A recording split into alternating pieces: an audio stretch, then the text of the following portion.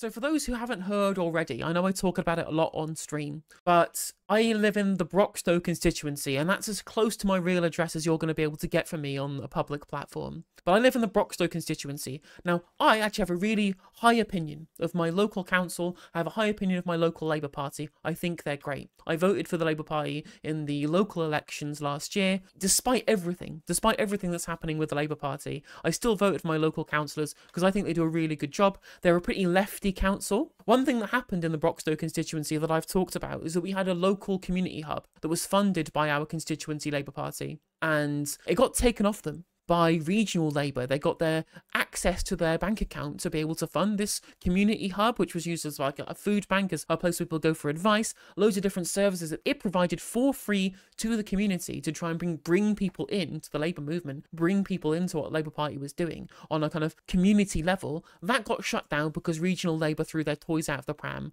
over something nebulous that I won't go into now. Either way, it wasn't their fault, and it was factional nonsense from people who don't care about our community that got a community resource taken away, essentially because our community and our constituency Labour Party was too left-wing. Another thing that happened in our constituency is that the candidate for the last couple of elections, Greg Marshall, another local campaigner, proper like lefty socialist type, big fan of him, he was running a game to be the MP in Broxtowe, having been the candidate in 2017 and in 2019. And he's a very, very well-liked local figure. We all in the CLP support him, or at least we supported him. By that I mean, I'm not a member of the CLP, obviously, but the community supported him more broadly. And he was blocked from the shortlist, ostensibly for being too left-wing, and again, being too much of a community-minded person. And again, I probably would have voted for him, despite everything. I think he's such a stand-up bloke for the community. I probably would have still voted for him after everything. But nope, he's blocked from the shortlist. Now, the shortlist was then replaced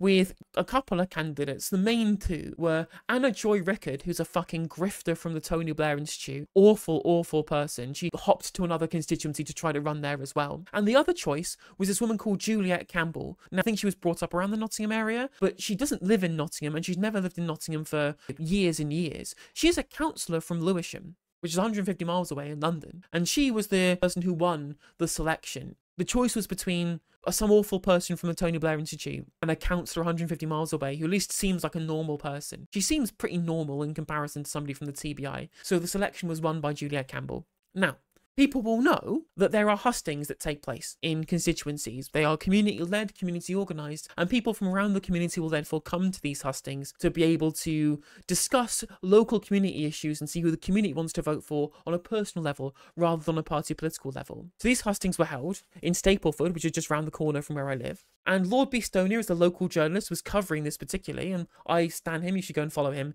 if you're from the Nottingham area. And we had people from Reform UK, from the Conservative Party, this local independent, and then this Green Party member, who I think is really great, and I will be voting for Theresa come the election. So here is all of the discussion about what happened at the hustings. And what is interesting is that the Liberal Democrat candidate didn't turn up, and the Labour Party candidate didn't turn up either, as Open Nottingham have pointed out in their response to this thread. Before camera went on, it was made clear that Juliet Campbell was invited and was made aware of the event, but then ghosted the organisers. Missing 2 hustings in a row is not a good look. I wonder why, chat. I wonder why a councillor from Lewisham, again, who lives 150 miles away, who has plenty of resources to at least move to a community where she's guaranteed now. The MRP polls have her 25 points ahead. She could at least move here to the constituency that she is supposed to be representing, but no, she couldn't bother to turn up. Because you can see here's her address over in Lewisham North, and the people who have subscribe to her to be able to get her to be in the position of the Labour Party candidate. Again, we could have had a local campaigner who already lived here,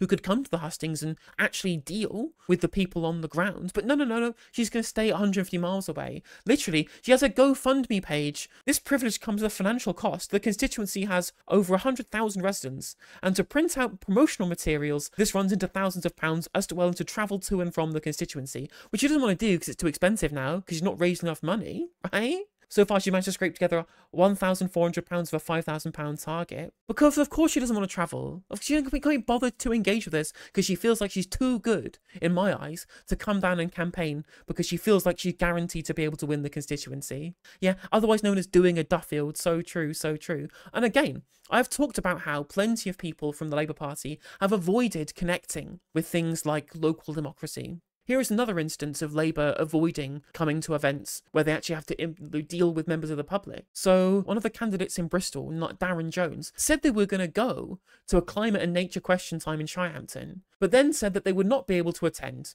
They just decided they wouldn't bother going to actually have scrutiny from the public. And the problem is that when people talk about grown-up politics, what they really mean with grown-up politics is that they don't want scrutiny. Grown-up politics is playing the political game. And of course, being an honest politician who engages with the public means that you can get questioned, means that you can have your failures scrutinized. You can be poked and prodded on things that you're failing for local residents. Whereas if you maintain all of your media appearances to be sanitized, to go through official channels with the mainstream media journalists from the political bubble, you can have everything planned beforehand. No awkward questions are going to come from Laura Kuenssberg, as we've seen already today. You're not going to get awkward questions if you just have these televised media appearances where you know what the questions are going to be beforehand. If you get in touch with the real people who have real questions and real scrutiny, you can have your weaknesses exposed. And they don't want to do this, do they? No, they don't want public scrutiny. They don't want engagement with regular people. They want to be part of a political governing body with grown-up politics, which just means acting like you're above local democracy. It's exactly what I was talking about before, Solly. This idea that they want a technocracy.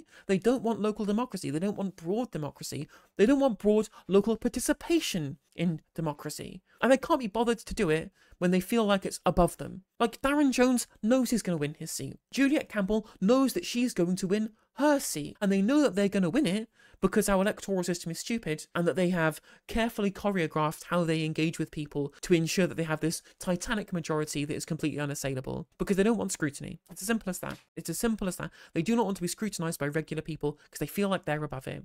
And all of this talk of devolution and putting power back into the hands of the people, all this talk about taking back control, it's all bullshit. It's all bullshit.